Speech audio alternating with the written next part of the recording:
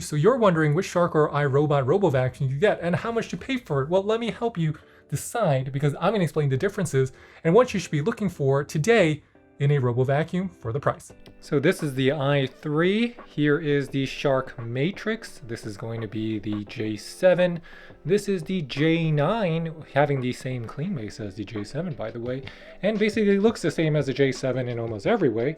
And here is the Shark Detect Pro, same clean base as the Matrix, except it has the odor neutralizer, and you can see that the Detect Pro just has a little bit a different configuration with the edge detect and more detection systems than you get on the Matrix. So for comparison's sake, we have the S9 to the bottom here. The S9 has the largest of brush rolls, the most power, and it's incredibly effective. I actually love this for carpets, my favorite for carpets, but the Sharks, great for obstacle detection and value. So the iRobots, the dilemma is they constantly are upgrading the software, but they're not upgrading the hardware as much. So hopefully we see some more innovation. Shark is definitely making more upgrades, making them more value, but we want to see improvements in their reliability. And I love my S9. We're waiting for an update of the S9, and we got a J9. So I'm wondering, is this type of design passé and it's going to go away? We'll only know a little bit later. So it's really hard to figure out how much money to spend on a RoboVacuum because they all come with so many different features, and some of these RoboVacuums are like $200, some are $300, some go all the way to like $1,000. So depending on which one you're looking for, well, let me help you by just going through the best of the Sharks and the best of the iRobots, because these are two of the major players in the iRobot and RoboVacuum game. And I think the price that you pay for a RoboVacuum is really related to the type of home you have, the room types, and just your overall living situation. Because there's RoboVacuums now that can pick themselves up, and pretty much you don't have to clean up the floor, they can go over cords. But there's only one that I'm aware of, just like there's other RoboVacuums like from iRobot that can detect and avoid poop, something that I didn't even think of or people cared about 3 or 4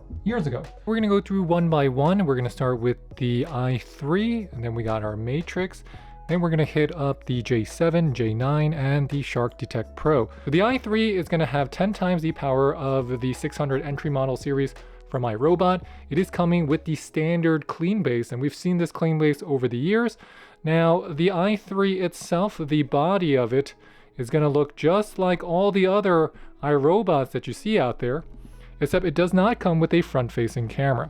So there's no front-facing camera here, there's just the sensors, and if you pull it and you turn it around upside down, it will have the same body, as well as the same configuration, the same brush roll. It's gonna have the same dustbin as the J7, i5, i6, as all the other i model series, and the wheels are going to be the same. So iRobot doesn't really change so much in terms of the configuration of the body.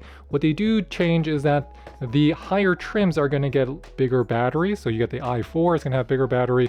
The J7 comes with a similar battery to the i3, and the J9 will come with a substantially larger battery, I would say about double the i3. The i5 is just an i3 with a mop attachment here that you have to switch out if you want to use the self-empty bin. If you want to use the self-empty bin and you do not switch out the bin here, it will not work because it will just be on mop mode, and this will not work.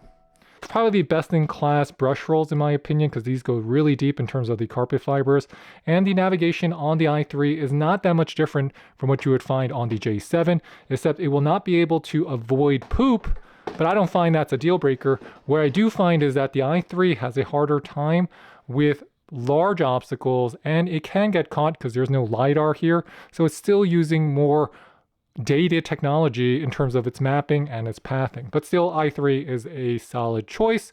Nothing wrong against it. Next up, we have the Shark Matrix. This is the value series from Shark now, and I think Shark is doing a really good thing here. They're taking a lot of their AI features as well as their LiDAR and inserting it into a value model. This is not going to be the quietest. Actually, this is going to be the loudest of the group.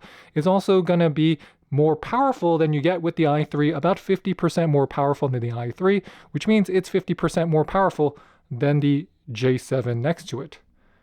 The overall looks is not going to seem as classy as you would get from the iRobots, but what you are getting is solid value. You're getting a unit that it can really do a good job just picking up a lot of the things on your floor. It generally will finish its session. It has some new features like matrix clean, so you could just set this on the location where you want it to work and just press the clean button and hold it down for 7 seconds, and it's just going to spot clean a 5x5 grid there. It also is powerful. Now, the drawbacks is that the Shark is going to be the loudest, so the self-empty station is the loudest, the Robo Vacuum is the loudest. It does work quickly, but it's not going to look or behave like it's the most premium of the bunch. However, in terms of overall effectiveness, I find that the Shark, all things being equal, it generally finishes most, or if not all, its sessions.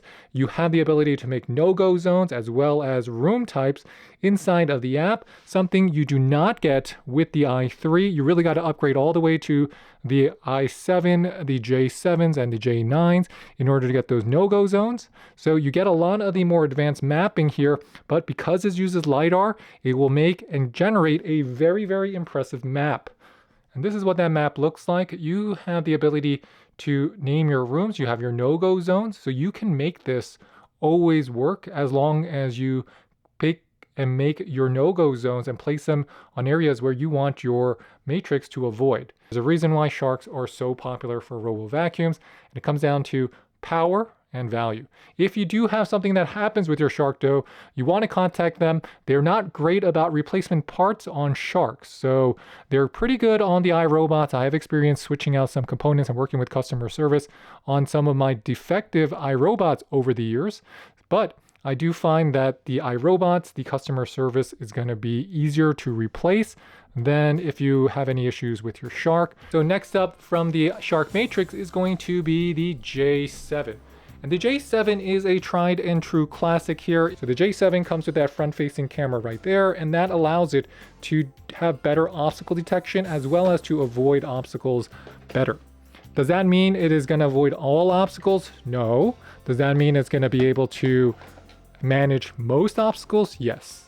So the J7's biggest weaknesses are that they have a small battery, is also going to be coming with the least amount of suction power out of the premium Robo vacuums now. It also, even though it has the front-facing camera, not everyone's going to need poop detection. It's not great for detecting cords, and because it doesn't have LiDAR, it's not going to do the best job in terms of mapping your home. Not saying it does a bad job, but it's not going to be as fast, as efficient as LiDAR. But overall, the J7 is easy to use. It finds its base very quickly. The iRobot base itself is more streamlined now. They've been changed from the previous models. They used to look as tall as this, but now they are much smaller, so I do like the new size.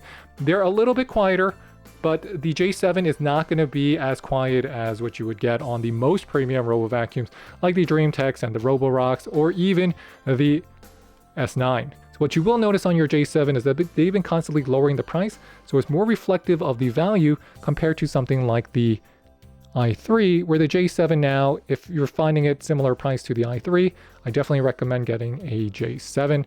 The real drawback is that the J7, when it came out, was really good, but so many new Robo vacuums have come out that the J7 kind of got left behind in terms of the overall technology. Next up, we have the J9. The J9 is basically the J7 with double the power, double the battery life, same bin.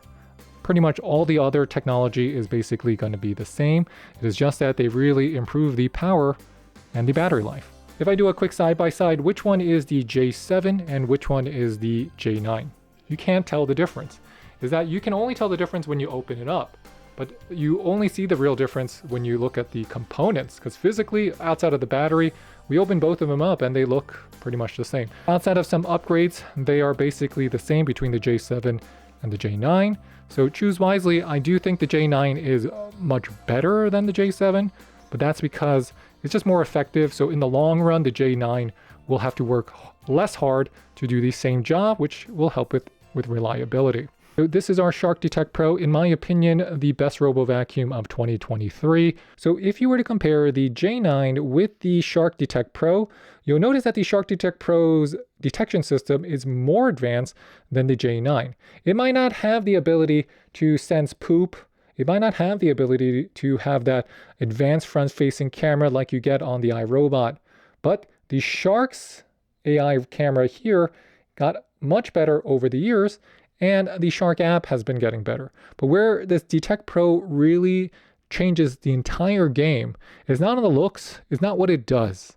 It's not the odor neutralizer, it's not the clean base, because a lot of this technology has existed before in different iterations, as you can see.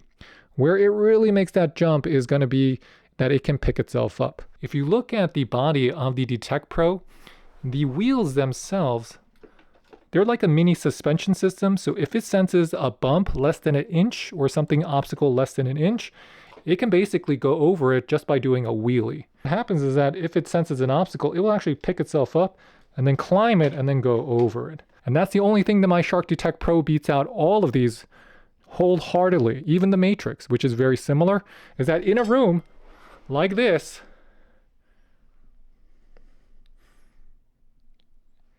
the Shark Detect Pro can just vacuum this room.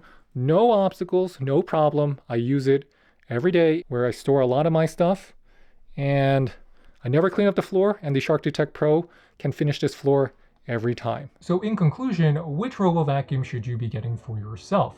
I think it comes down to price.